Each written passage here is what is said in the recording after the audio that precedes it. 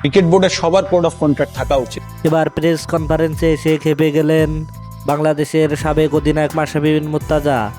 মাশরাফি বিন মুর্তজা বিসিবিকে ধুয়ে দিলেন সাইফুদ্দিনকে বিশ্বকাপে দলে না রাখায়।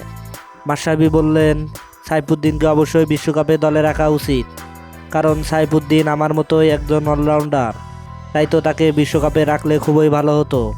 এদিকে গাজী আশরাফ হোসেন লিপু সাইফুদ্দিনকে দলে রাখেনি বিভিন্ন কারণে। তার একটি মূল কারণ, জিম্বাবুয়ে সিরিজে তেমন পারফরমেন্স দেখাতে পারেনি নির্বাচকদের। জিম্বাবুয়ে সিরিজে 5 ম্যাচে ইয়র্কার মেরেছেন মাত্র 5টি, তাই তো তার উপর ভরসা রাখতে পারছে না বিসিবি। তার কারণ, বিশ্বকাপে ডেথ ওভারে খুবই কার্যকরী ছিলেন সাইফুদ্দিন।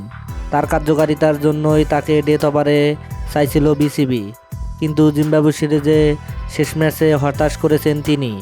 কিন্তু তাকে এই এক ম্যাচ দিয়েই কি পরীক্ষা নিরীক্ষা করা উচিত হলো?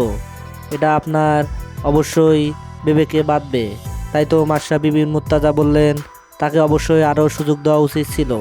বিশ্বকাপে স্ট্যান্ড বাই হিসাবেও রাখা যেত সাইফুদ্দিনকে, কিন্তু তাকে একেবারে বিশ্বকাপ দল থেকে বাদ দিয়ে চরম অন্যায় করেছে বিসিবি। হ্যাঁ দর্শক, আপনি মাশরাফির এই মতের সাথে কি একমত? তাহলে অবশ্যই আপনার মূল্যবান মতামত কমেন্ট বক্সে জানিয়ে দিবেন। ধন্যবাদ। আল্লাহ হাফেজ।